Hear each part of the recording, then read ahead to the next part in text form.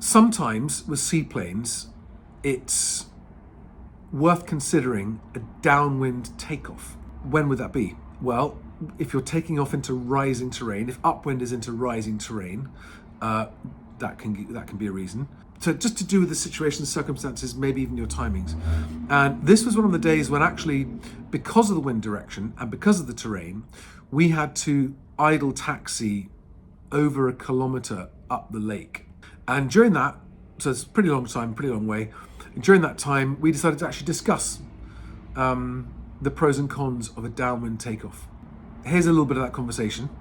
And here is the very enjoyable flight back. One of the cameras dies, the forward-looking camera dies halfway through the flight, so sorry about that. But the rearward-looking camera lasts all the way to the dock.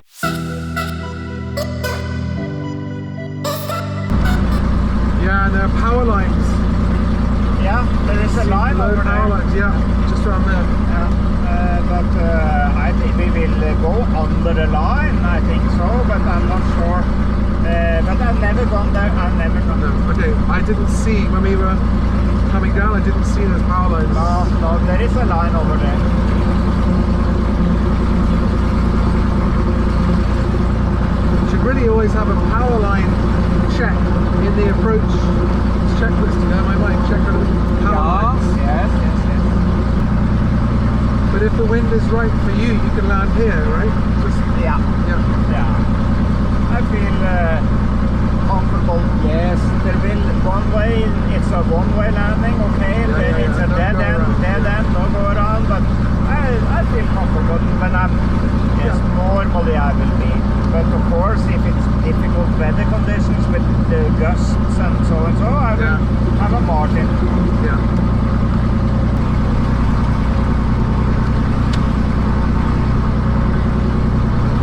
I'm going to just make a turn to see, just a 360. Okay. Where's the left?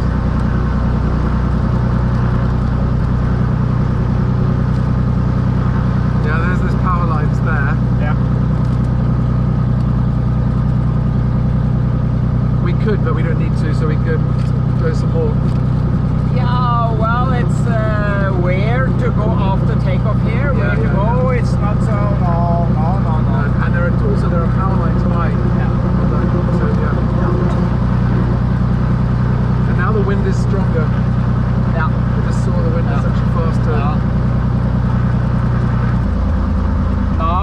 Now the wind will help you with the turning and so you can do it and take it up now.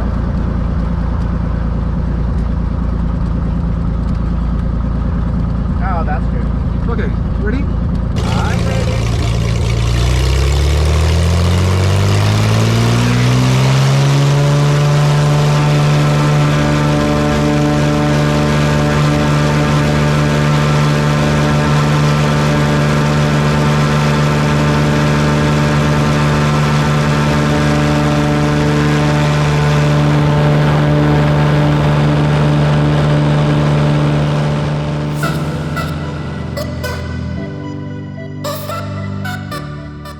So this is my third flight in this plane, and my confidence levels are starting to lift off the bottom with the location, the terrain, the conditions, the plane itself, getting to know the instructor as well.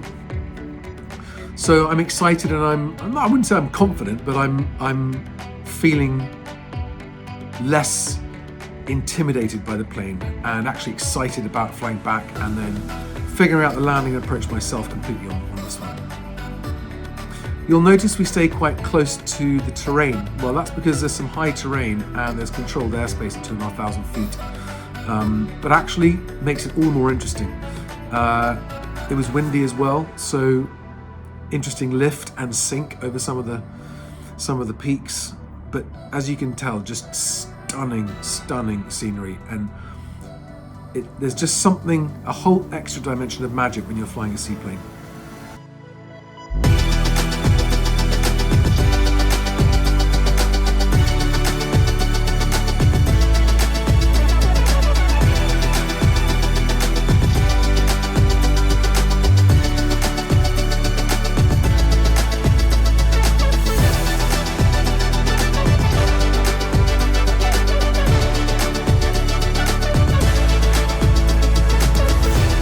Now, when we come to the landing, the big difference between seaplane landings and runway landings is that you should land seaplanes with some power on. You don't just want to stall it and thump it onto the water. You want to fly it on with a bit of power so you have a nice, gentle landing. And this bigger, heavier plane, I mean, I have a 182 that I fly. This 206 is significantly heavier and bigger, and controlling it with the throttle and getting the descent rate just right. And in fact, I came down a bit too soon and we had to keep it flying over the water quite a long way. You have to control it with the throttle, but you do need a good 3, 4, 5 seconds for the plane to actually react properly to arrest the sink, to make it lift up a bit higher again. And I'm just starting to really get comfortable with that. As you'll see, we had a nice long low approach, and then a very, very gentle touchdown when the floats just kissed the water nice and gently and smoothly. And then a bit of a step taxi where we keep the power on. And I actually let it sink a bit too much into the water. I didn't have quite enough power on for the step taxi, but just to shorten the time to get back to the dock.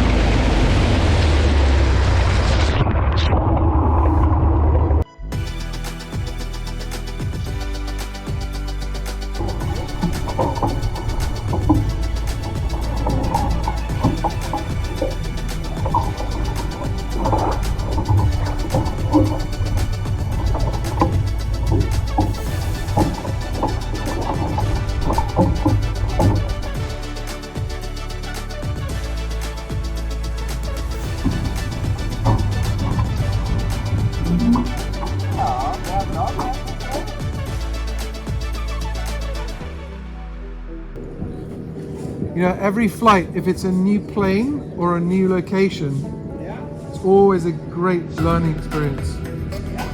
Or the same location with different conditions. That's awesome. Yeah. So this is fantastic stuff.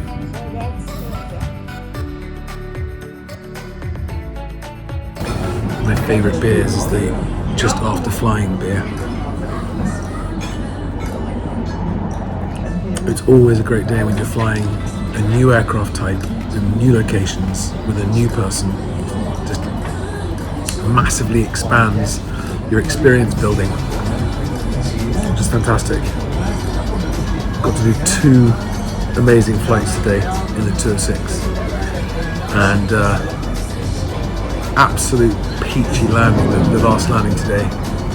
Flying it on with power, didn't even feel a touchdown, just heard that.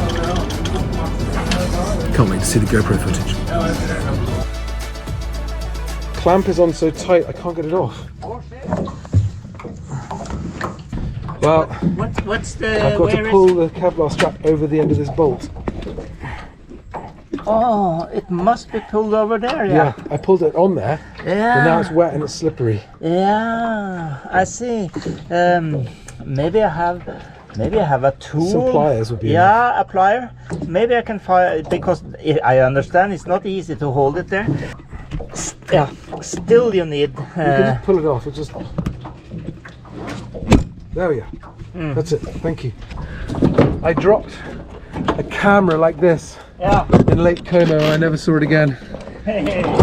Fell off the side of a seaplane. Yeah.